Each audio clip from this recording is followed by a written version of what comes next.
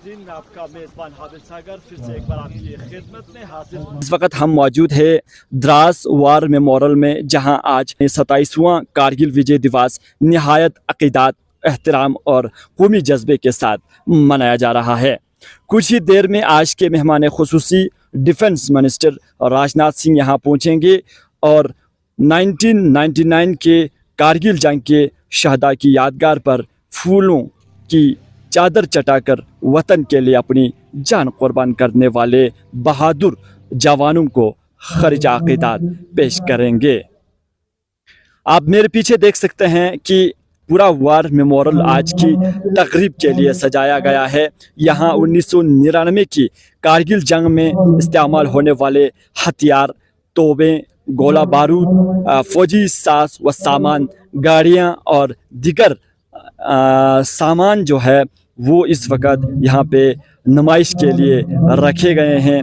ये तमाम चीज़ें कारगिल जंग की तारीख़, भारतीय फ़ौज की बहादुरी और शहदा की अजीम कुर्बानियों की याद ताज़ा करती है। इस वक्त फ़ौज के आला अफसरान, साबिक़ा फ़ौज, शहदा के अहल खाना और मुल्क के मुख्तलिफ हिस्सों से आए हुए लोग यहाँ मौजूद हैं। आज का दिन इन अजीम शहदा को सलाम पेश करना और इनकी कुर्बानियों को याद करने और इनकी बहादुरी को खरिज तहसीन पेश करने का दिन है।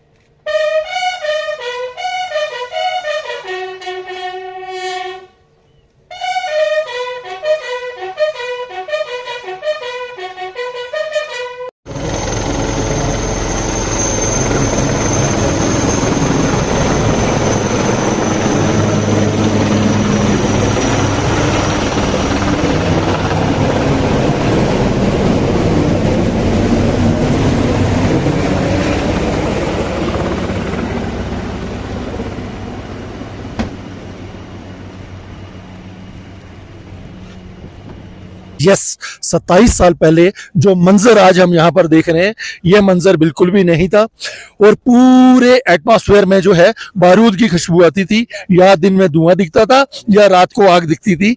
और बहुत सारी जो है एम्बुलेंसेस चल रही हैं, बहुत सारे सैनिक जो है उनकी मतलब कि अपने प्राण न्यौछावर करने के बाद उनकी गाड़ियों में लेके जा रहे हैं। बहुत सारे जख्मियों को जो है place A to place B लेके जाया जा रहा है।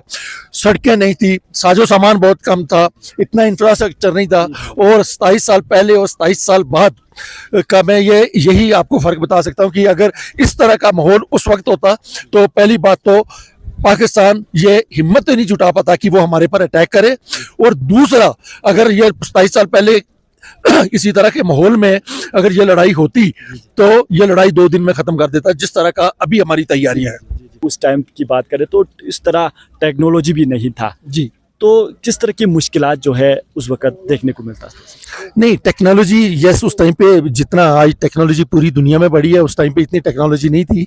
और ये लड़ाई जो है ना, किसी साजो सामान के सहारे या यहाँ की कोई फेवरेबल चीज़ें थी उनके सहारे नहीं जीती गई थी। ये इंडिविजुअल की विल, ग्रिट और उसकी जो है हिम्मत, जज्बा जो है, उससे ये लड़ाई जीती गई थी। क्योंकि हमारे पर बंदिशें बहुत थी। बंदिशें इस तरह थी कि हमारे को एलसीबी क्रॉस नहीं करना है और बर्फ पड़ने से पहले पहले ये लड़ाई जीतना है। तो उन बंदिशों के बावजूद जो है दिए हुए समय में लड़ाई खत्म करना, और इस तरह की लड़ाई खत्म करना, ये सिर्फ इंडिविजुअल, इसीलिए हमारी इतने लोगों ने शहादत दी है, इतने लोग जख्मी हुए, ये उसका नतीजा है। मेरा नाम राजीव शिंदे है। मैं महाराष्ट्र से कोल्हापुर पुलिस में से आया हूँ। मैं सब इंस्पेक्टर हूँ और यहाँ के मैं पहली बार आया हूँ इधर। और यहाँ की भौगोलिक परिस्थिति देखते हुए, कारगिल युद्ध जो हुआ वो देखते हुए, बहुत खड़तर परिस्थिति में जो जवानों ने साहस दिखाया है और हमारे देश को जो विजय मिला के दिया है, वो बहुत सराहना करनी होगी हमारे जवानों की। और हमारे जवान दुनिया में किसी भी हवामान में जो लड़ सकते हैं, यहाँ का हवामान देखा तो जिस हवामान में हमारे जवान लड़ सकते हैं देश के लिए, वो दुनिया का कोई भी जवान नहीं लड़ सकता। ये जवानों की सराहना करनी पड़ेगी। और जवानों को यहाँ के आज के दिन बहुत बड़ा दिन है और आज के दिन हम भूल नहीं सकते। हम वो इस देश की यहाँ लद्दाख और कारगिल की वो भौगोलिक परिस्थिति देखते हुए हमारे जवानों ने जो शौर्य दिखाया है, और इस भौगोलिक परिस्थिति में जो इतनी पहाड़ की चट्टान देखते हुए जो उस पे सर करके जो विजय मिलाया है, वो दुनिया में कोई भी जवान नहीं मिला सकता। वो हमारे लिए अमर है। कुछ सिखा के गए हम देश की रक्षा किस तरह कर सकते हैं और देश के प्रति हमारा क्या कर्तव्य है, ये सिखा के गए। मैं अभी अपने स्टूडेंट्स को भी एज एन इंजीनियर यही सिखाती हूँ। मैं टेलीकम्युनिकेशन इंजीनियर हूँ। यही सिखाती हूँ कि आप अपनी देश की तरफ कुछ कर सकते हैं, टेक्नोलॉजी कैसे आप डेवलप कर सकते हैं। Regarding sustainability I am also teaching them how you can protect our nation. And मैं अपनी बच्ची को भी यही सिखा रही हूँ। अभी वो 10 साल की है, फिर भी मैं उसे लेके आई हूँ यहाँ पे इतनी दूर महाराष्ट्र से कि यू हैव टू लर्न कि अपने देश के प्रति तुम्हारे क्या कर्तव्य है। हम स्टूडेंट्स को भी यही बताते हैं कि देश के प्रति कर्तव्य अपना निभाना कितना ज़रूरी है।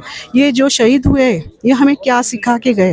ये अभी -45 डिग्रीज में टेम्परेचर में काम कर रहे हैं, तो हम इतना लाइफ अपना ऐसे ही नहीं दे सकते। As a human being you have to do something for your nation.